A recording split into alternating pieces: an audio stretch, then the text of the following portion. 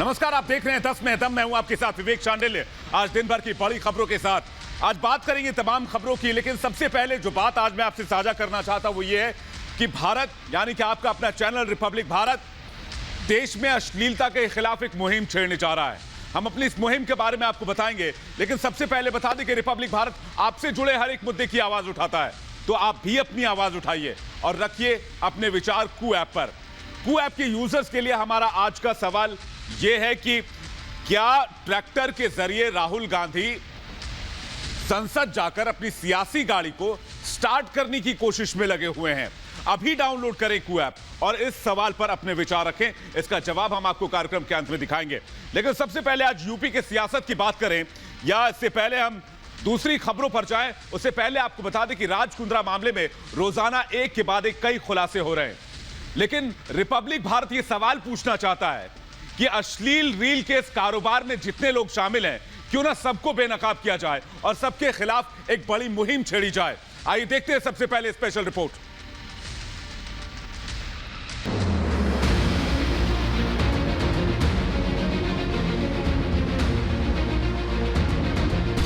अश्लील रील में आखिरी कील। फूहड़ कारोबार, कितने किरदार।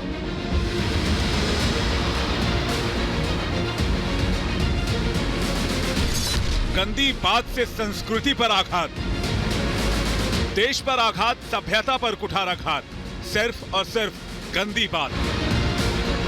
फुहड़ता के कारोबारियों ने जेब भरने के लिए इस कदर फरेब किया कि संस्कृति और संस्कार का राह उठे।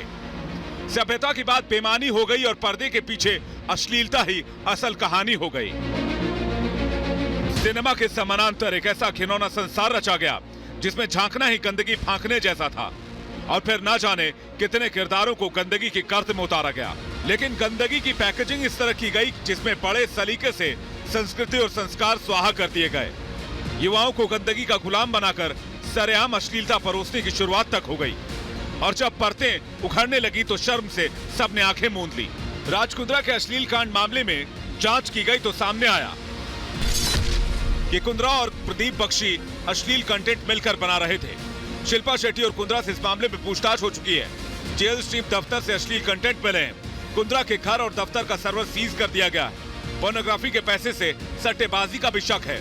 कुंद्रा के बैंक खाते से विदेशों में लेन देन हुई। मामले की जांच ईडी अब फेमा कानून के तहत कर सकती है। कंपनी के 4 लोग कुंद्रा के खिलाफ गवाही देने के लिए तैयार हो गए हैं। महिलाओं के यौन शोषण मामले में भी जांच की जाएगी। सिनेमाई समंदर से उठा बवंडर युवाओं को अपनी चपेट में ले चुका है, जिसके तार सीमा पार तक जुड़े हैं। फिलहाल पर्दा फाड़ कर उठा ये तूफान गंदगी की दुकान जमींदोज करके ही दम लेगा। कई तस्वीरों के तिलिस्म तोड़ देगा। आखिर ये बॉलीवुडिया बवंडर उन्हीं तीनों शब्दों से शुरू हुआ जो सिनेमा की सीढ़ी है: लाइट, कैमरा और एक्शन। लेकिन इस बार लाइट, कैमरा और एक्शन की कहानी के किरदार उस गंदे व्यापार में जा कूदे जो सिर्फ सभ्यता का बैरी है, देश की संस्कृति का दुश्मन है और संस्कार पर सबसे बड़ा प्रहार है। इसलिए आज आपका चैनल रिपब्लिक भारत ये सवाल पूछना चाहता है कि देश में अश्लीलता की फैक्ट्री में ताला कब लगेगा?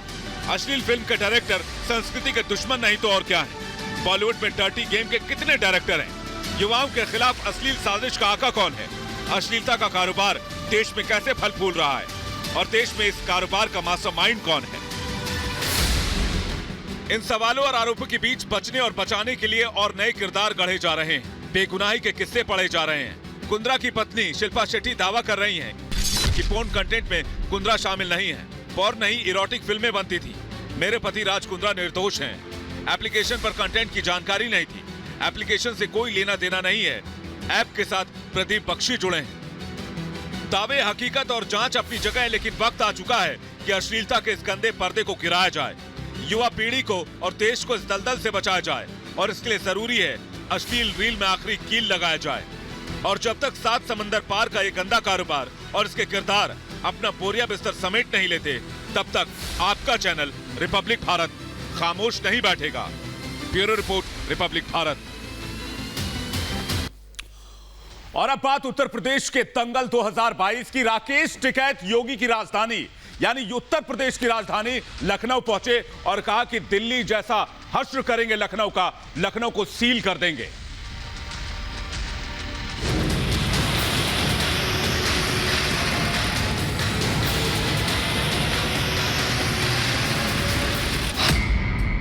आंदोलन जीवी नाम, धमकी देना काम। ये कान खोल कर सुन ले सरकार, हम ऐसे एलिगेशन से डरने वाले नहीं हैं। देश को फिर 26 जनवरी वाली धमकी क्यों? अगला जो जत्था जाएगा गाजीपुर बॉर्डर पे जो किसान क्रांति गेट है वहां पे 14 अगस्त को जाएगा। आंदोलन के नाम पर युद्ध वाला प्लान।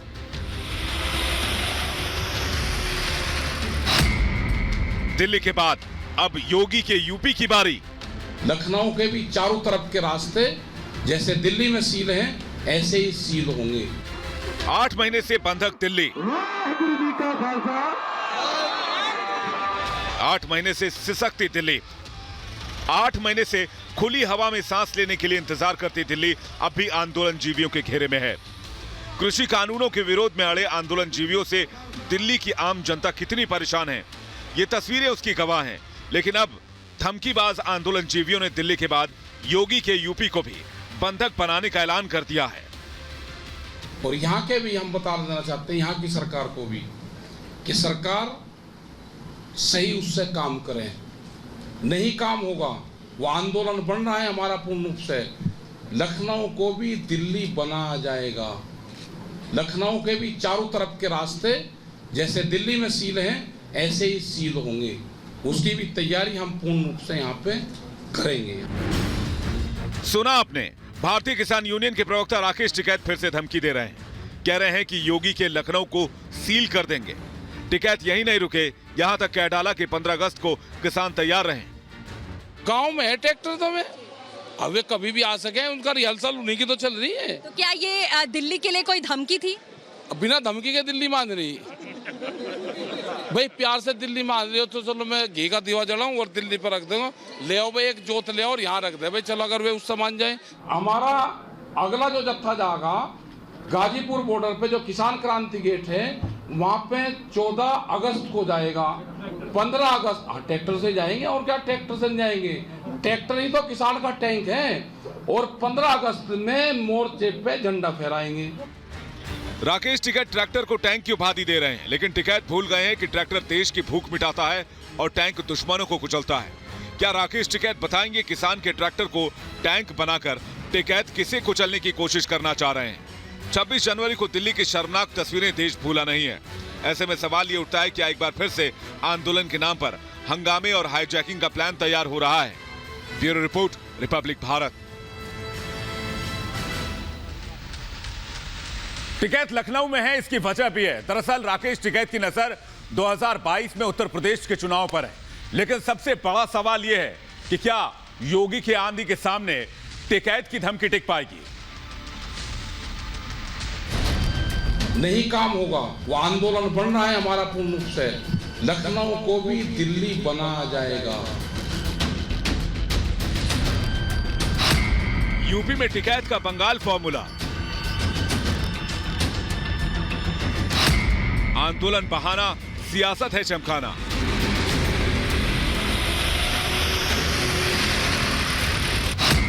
किसान के नाम पर टिकैत की राजनीति काम पर।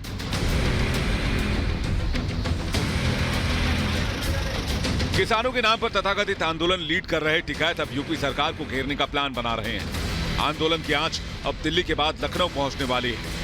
भारतीय किसान यूनियन के प्रवक्ता राकेश टिकैत ने आज ऐलान कर दिया कि दिल्ली के बाद अब उनका निशाना उत्तर प्रदेश की राजधानी लखनऊ है। यानी साफ है कि टिकैत योगी के किले में सेंध लगाने की तैयारी कर रहे हैं। नहीं काम होगा, वो आंदोलन बन रहा है हमारा पूर्ण रूप से। लखनऊ को भी दिल्ली बनाया जाएगा। दिल्ली के बाद आंदोलन के नाम पर यूपी में अराजकता का खेल खेलने की धमकी के पीछे सोची समझी राजनीति साफ नजर आ रही है। 7 महीने बाद यूपी के विधानसभा चुनाव से पहले टिकैत अपनी अधूरी सियासी महत्वाकांक्षाओं को पूरी करने में लग गए हैं। कभी सिर्फ केंद्र सरकार से बात करने की जिद करने वाले आंदोलनजीवी अब यूपी में ताल ठोकने की तैयारी कर रहे हैं। और इसके पीछे किसान हित है या सियासत, ये समझना कोई बड़ी बात नहीं है। लखनऊ को भी दिल्ली बनाया जाएगा। आपको याद होगा, यूपी से पहले बंगाल में राकेश टिकैत ममता के साथ मंच साझा कर चुके हैं। ममता ने किसान आंदोलन का समर्थन किया और टिकैत ने टीएमसी को वोट देने की अपील की। अब यही फॉर्मूला उत्तर प्रदेश की राजनीति में भी अपनाने की कोशिश हो रही है। लेकिन टिकैत भूल गए हैं कि यूपी में उनके सामने सीएम योगी हैं, जिनके नेतृत्व में बीजेपी ने जिला पंचायत और ब्लॉक प्रमुखों के चुनाव में डंका बजा दिया और किसान आंदोलन का असर ना के बराबर रहा। टिकैत की इस योजना पर बीजेपी ने पलटवार किया है। अब वो क्या बयान देते हैं उनको देना चाहिए, वो अपने राजनीति कर रहे हैं और कहाँ से उनको इसके पीछे बैकअप मिल रहा है, कहाँ से फंडिंग हो रही है, तो सब लोग देख रहे हैं, समझ रहे हैं। और रही बात इनका राजनीति की, राजनीति खूब करें, लेकिन फिर वही बात कि लोगों को यदि परेशानी खड़ी करेंगे, समस्या उत्पन्न होगी, यदि जाम वाम लगाएंगे, रोड ब्लॉक करेंगे, तो वहाँ के मुख्यमंत्री केजरीवाल नहीं है, योगी आदित्यनाथ जी हैं। यूपी में योगी आदित्यनाथ की छवि और काम के सामने टिकैत का बंगाल फॉर्मूला काम करेगा, इसकी संभावना कम ही नजर आती है। 2 बार चुनाव में अपनी किस्मत आजमा चुके टिकैत इस बार पर्दे के पीछे से अपनी सियासी बिसात बिछा रहे हैं, लेकिन वो ये बात भूल रहे हैं कि बंगाल से चली हवा भी यूपी तक आते आते बदल जाती है। Bureau report, Republic Bharat. Tractor की सियासत का आलम यह है कि राहुल गांधी भी ट्रैक्टर पर सवार हो लिए और संसद के अंदर तक दाखिल होने की कोशिश की।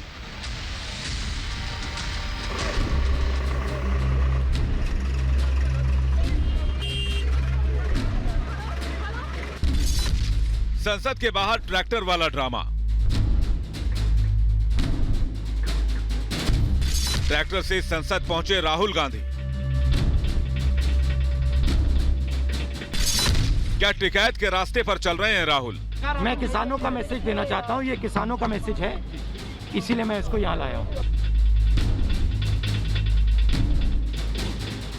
राहुल गांधी जो अपनी राजनीति चमकाने के लिए कई सालों से मुद्दों की सेंधमारी में लगे हुए हैं, वो अब किसानों के मुद्दे को हाईजैक करने में जुट गए हैं और टिकैत की राह पर चल पड़े हैं। राहुल को लगता है कि ट्रैक्टर ही अब उनकी राजनीतिक नैया पार लगा सकती है, और अगर ऐसा नहीं है तो फिर राहुल को आज संसद के बाहर ट्रैक्टर के तमाशे की क्या जरूरत थी। इस सियासी ट्रैक्टर को देखिए जिसकी ड्राइविंग सीट पर खुद राहुल गांधी बैठे हैं और आसपास की सीट पर उनके सिपह सलार हैं, जिनके हाथों में बैनर पोस्टर हैं जिस पर बिल विरोधी नारे लिखे हुए हैं। ट्रैक्टर पर बैठे राहुल के सिपह सलारों में रणदीप सुरजेवाला, दीपेंद्र हुड्डा समेत कई कांग्रेसी नेता भी शामिल हैं। अब सवाल इन नेताओं से देश का किसान ये पूछना चाहता है कि आखिर 8 महीने के आंदोलन के दरमियान राहुल एंड कंपनी को ट्रैक्टर नहीं मिला या किसानों के नाम पर सियासत करने का ये सुनहरा मौका।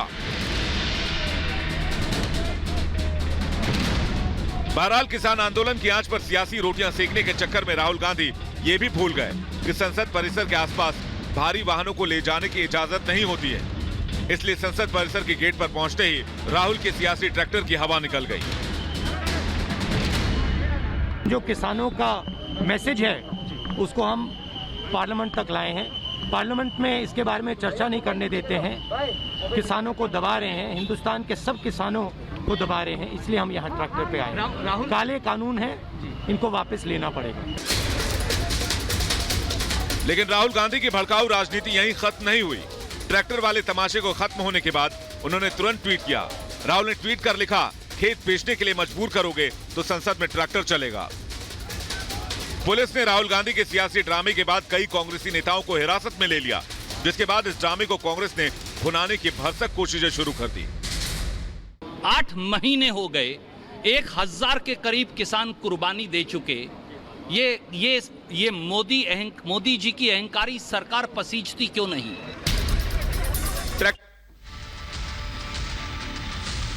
तो एक तरफ कांग्रेस की ट्रैक्टर वाली सियासत शुरू हो गई है, तो दूसरी तरफ योगी उत्तर प्रदेश में माफियाओं पर लगातार एक्शन ले रहे हैं।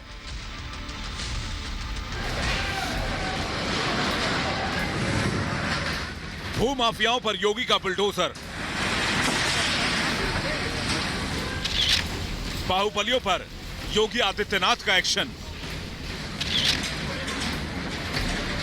यूपी के उन्नाव की ये तस्वीरें अब यूपी की हकीकत बन चुकी हैं। आज उन्नाव में जो हुआ वो यूपी में माफियाओं की सच्चाई बन चुकी है।